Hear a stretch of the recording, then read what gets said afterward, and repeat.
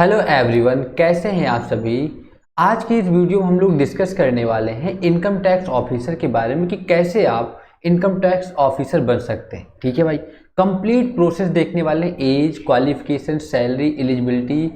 जैसे आप लोगों के मन में रहता है ना, आप लोगों ने सुना होगा कि सर इनकम टैक्स इंस्पेक्टर बनने के बाद आपको रेड डालने जाना पड़ता है, बहुत सारा पैसा ही पैसा होता है। तो वो सारी चीज़ें आज हम डिस्कस करने वाले हैं, वो सारी बातें करने वाले हैं कि क्या प्रोसेस होता है, कैसी जॉब होती है, जॉब प्रोफाइल क्या होती है, क्या काम करना आपको पड़ेगा, क्या सच में आपको रेट डालने जाना पड़ेगा,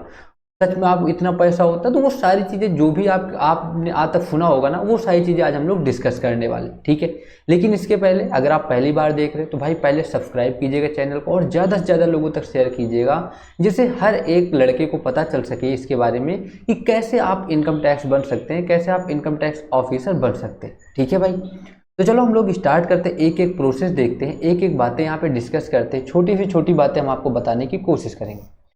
तो देखो भाई, अगर हम बात करें ना यहाँ पे, तो आप देख सकते हो कि सर एग्ज़ाम के बारे में पहले हम थोड़ा सा आपको एग्ज़ाम के बारे में डिस्कस करेंगे कि सर एग्ज़ाम कौन सा आपको देना होता है, कैसे आप सिलेक्ट हो सकते हो। ठीक है, तो एसएससी और यूपीएससी दो एग्ज़ाम होते हैं जिसको आप क्लियर करके कहीं ना कहीं इनकम टैक्स ऑफिसर बन सकते हो। ठीक है भाई,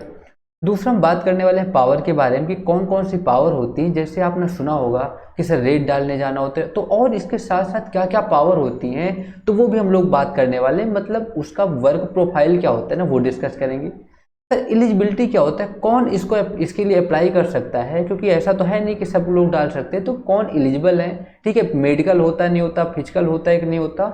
कंप्यूटर टेस्ट होता है कि नहीं होता, टाइपिंग होती है कि नहीं होती, तो वो सारी चीज़ें डिस्कस करेंगे। सर वर्क प्रोफाइल क्या होता है ना, ये भी डिस्कस करेंगे। और इसके बाद लास्ट में हम लोग करने वाले सैलरी, जो कहीं ना कहीं इंपॉर्टेंट है कि सैलरी सर कितनी मिलती है। सबसे बेसिक पे अगर आप कहीं भी सिलेक्ट होते हो ना, तो सैलरी कितनी मिलेगी आपको, ये सारी बातें हम लोग डिस्कस करने वाले। ठीक है भाई, तो चलो हम लोग थोड़ा सा आगे बढ़ते हैं। अब भाई बात करते हैं एग्जाम की। तो देखो भाई, दो एग्जाम होते हैं, पहला अगर आप एसएससी क्वालिफाई करते हो और दूसरा यूपीएससी। तो एसएससी का मतलब भी क्या हो गया सर, एसएससी में बहुत सारे एग्जाम आते हैं, तो एसएससी का एक ही पार्ट है ये सीजीएल और सीजीएल, जिनको हम कहते हैं सर कंबाइंड ग्रेजुएट लेवल। कि मतलब अगर आप ग्रेजुएट हो ना, तो ग्रेजुएशन लेवल का ये एक एग्जाम होता है जिसको हम कहते हैं एसएससी सीजीएल। अगर आप इसको क्वालिफाई करते हो ना, तो इसकी एक बढ़िया सी पोस्ट होती है, ग्रुप सी की पोस्ट होती है, जिनको हम कहते हैं, ग्रुप बी की भी नहीं होती भाई, ग्रुप सी की पोस्ट होती है, जिसको हम कहते हैं इनकम टैक्स ऑफिसर और इनकम टैक्स हम कहते हैं। ठीक है, कि इनकम टैक्स इंस्पेक्टर जो है, कहते हैं कि आप इनकम टैक्स जो है इंस्पेक्टर सिलेक्ट हो गए। लेकिन इसके लिए क्या होती है ना, कट ऑफ थोड़ा बढ़िया बनती है, तो इसके बारे में हम लोग और आगे विस्तार से डिस्कस करते हैं। अब बात कर लेते हैं थोड़ा सा इसके क्वालिफिकेशन के बारे में कि कैसे आप सिलेक्ट हो सकते हैं, इसके लिए आपको क्या क्या करना पड़ेगा। तो देखो भाई, सबसे पहली बात तो ये है ना कि जो एग्ज़ाम होता है, इसके जो फेसेस की अगर बात करें सर सीजीएल के एग्ज़ाम के, तो पहले आपको प्री एग्ज़ाम देना होगा, जिसमें मैथ, रीजनिंग, इंग्लिश और जीएस आती है। जो अपने पास क्या होता है ना, क्वालिफाइंग नेचर में होता है कि आपको सिर्फ क्वालिफाई करना होता है, जितनी वैकेंसी होती है ना उसी के अकॉर्डिंग कट ऑफ बनती है, और उसको अगर आप क्वालिफाई करते हो तो मेंस आप एग्जाम दे पाते हो, और मेंस के द्वारा जो है फाइनल सिलेक्शन होता है। तो अब जो सीजीएल है ना, कहीं पहले से आसान हो गया है, क्योंकि अब आपको सिर्फ प्री देना है और मेंस देना है, दो ही एग्जाम अपने पास होते हैं। पर अगर प्री की बात करते हैं ना, तो ये अपने पास 25 होते हैं, ये भी 25 और ये भी 25 और ये भी 25, 25 क्वेश्चन आते हैं भाई सभी, और टोटल होते हैं 50 नंबर के क्वेश्चन होते हैं। एक जो सब्जेक्ट है ना, वो 50 नंबर का होता है, टोटल अपने पास 200 नंबर का होता है एक पेपर। ठीक है, ये प्री का जो पेपर होता है 200 का होता है। कट ऑफ अपने हिसाब से बढ़ती है, हर साल का कट ऑफ चेंज होती रहती है। आप देख सकते हो कट ऑफ की सर, जिस ईयर आप देने वाले हो ना, उसके पहले कितना था और उसके बाद कि कितना हो सकता है, एक्सपेक्टेड कट ऑफ आप देख सकते हो। सर अगर बात करें सर मेंस की इसके बाद, तो मेंस का अगर आप बात करोगे ना भाई, अगर आप रियल में सिलेक्शन चाहते हो, तो मेंस अपने पास क्या है ना, ये आपको सिलेक्शन दिलाएगा, क्योंकि प्री जो होता है ना वो क्वालिफाइंग होता है। प्री तो सिर्फ आपको क्वालिफाई करना है, सिलेक्शन होता है आपके मेंस एग्जाम से। मेंस का जो एग्जाम होता है, यहाँ पे आपका क्या होता है कि मैथ होता है, रीजनिंग होता है, इंग्लिश होता है, जीएस होता है, इसके साथ साथ कंप्यूटर का भी टेस्ट होता है, ये अपने पास होते हैं मेंस में। ठीक है, उसके बाद थर्ड प्रोसेस होता है डॉक्यूमेंट वेरिफिकेशन का, और आपका डॉक्यूमेंट वेरिफिकेशन हो जाता है तो आप सिलेक्ट हो जाते हो और आपको जॉब मिल जाती है सीजीएल की। ठीक है, अब थोड़ा सा और अगर हम आगे बढ़ें, तो सर क्या इंटरव्यू होता है क्या यहाँ पे, तो आपको नहीं होता सर, बिल्कुल नहीं होता। सिर्फ और सिर्फ प्री और मेंस के एग्जाम होते हैं, इंटरव्यू नहीं होता यहाँ पे मेरा भाई। फिजिकल की अगर आप बात करो तो फिजिकल भी नहीं होता, किसी भी तरह का कोई फिजिकल नहीं होता आपको इनकम टैक्स ऑफिसर बनने के लिए, ठीक है, इंस्पेक्टर बनने के लिए कोई फिजिकल नहीं देना पड़ता आपको, सिर्फ आपको पेपर क्वालिफाई करना है, वो भी अच्छे नंबरों से, क्योंकि जब आपकी रैंक बढ़िया रहेगी ना तब आपको कहीं ना कहीं सीजीएल की पोस्ट मिलती है। फिर हम बात करते हैं सर क्या टाइपिंग टेस्ट इंपॉर्टेंट है क्या यहाँ पे, तो टाइपिंग टेस्ट का कोई रोल नहीं होता भाई, इसमें टाइपिंग टेस्ट नहीं होती और नहीं होती, इसमें टाइपिंग टेस्ट का कोई रोल नहीं होता, ये आप समझ सकते हो, ठीक है।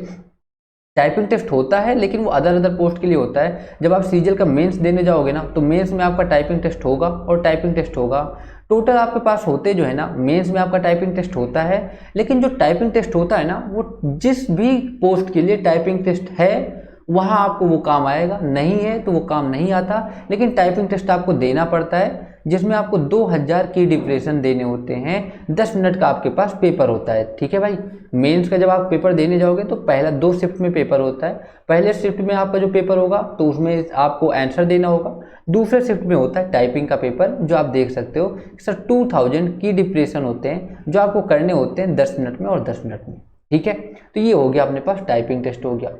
इसके बाद अब बात करते हैं एलिजिबिलिटी की, तो भाई आप अगर एलिजिबिलिटी की बात करो तो आप ग्रेजुएट होने चाहिए, ग्रेजुएशन आपने किया होना चाहिए किसी भी यूनिवर्सिटी से, ठीक है, किसी भी अगर यूनिवर्सिटी से आपने ग्रेजुएशन कंप्लीट किया है ना, किसी भी यूनिवर्सिटी से अगर आपने ग्रेजुएशन कंप्लीट किया है तो आप एलिजिबल हो इनकम टैक्स इंस्पेक्टर के लिए अप्लाई करने के लिए, ठीक है। आप जब अप्लाई करते हो ना तो एसएससी सीजीएल को जो फॉर्म आता है उसको आप अप्लाई करते हो, रैंक के हिसाब से आपको पोस्ट मिलती है, देखो छोटी भी पोस्ट होती है यहाँ पे, टाइपिंग के मतलब क्लर्क की टाइप की भी पोस्ट होती हैं और बड़ी से बड़ी भी पोस्ट होती है, इससे भी इनकम टैक्स से भी बड़ी पोस्ट होती है, एएसओ होता है, ठीक है। अब बाहर विदेश मंत्रालय की पोस्ट होती है तो बढ़िया से बढ़िया पोस्ट होती है, तो वो आपके नंबर पे डिपेंड करता है कि आपके नंबर कितने हैं ना, उसी हिसाब को आपको वो कट ऑफ बनती है। जैसे अगर आपके प्री में अच्छे नंबर हैं तो आप कहीं ना कहीं एएसओ हो गया इसके लिए, या डबल एओ हो गया इसके लिए आप एलिजिबल होते हो, और फिर मेंस में आप उसका भी अलग से एग्जाम दे पाते हो, ठीक है भाई। एज की बात करें तो 30 ईयर्स तक मैक्स एज जो है ना वो 30 ईयर्स तक है कि आप 30 ईयर तक अपना एग्जाम दे सकते हो और दे सकते हो, तो ये अपने पास भाई एज की बात हो गई कि इतना एज होती है सीजीएल के एग्जाम के लिए, ठीक है। तो ये हमने कुछ पॉइंट आपके सामने डिस्कस किए। अब बात करते हैं वर्क प्रोफाइल के बारे में कि कौन कौन सा काम होता है, जैसे हमने आपको स्टार्टिंग में बताया कि सर रेट डालने जाना होता है, तो कैसा काम होता है ना इनकम टैक्स इंस्पेक्टर का, वो हम लोग यहाँ पे डिस्कस करते हैं। तो भाई अगर सैलरी की बात करें तो 4600 ये ग्रेड पे होता है कहीं ना कहीं, कि 4600 ग्रेड पे होता है, और ये कम से कम जो बनता है ना जाके कहीं ना कहीं 70,000 के करीब बनता है, कि सर स्टार्टिंग जो होती है ना वो कहीं ना कहीं 70,000 से आपको मिलना शुरू हो जाता है, 65,000 70,000 या इसके आसपास ही आपको मिलता है। वो स्टेट वाइज भी अलग अलग डिफरेंट जो है चेंज होता रहता है, कि कहीं आपका ऐसा है ना जहाँ पे हाउस रेंट ज़्यादा है, HRA, तो ये सारी चीज़ें आपको ऐड करके वो मिलती हैं, तो फिर कहीं ना कहीं ज़्यादा और कम होता रहता है, तो आप एवरेज मान के चल सकते हो कि 70,000 तक आपकी सैलरी बनती है।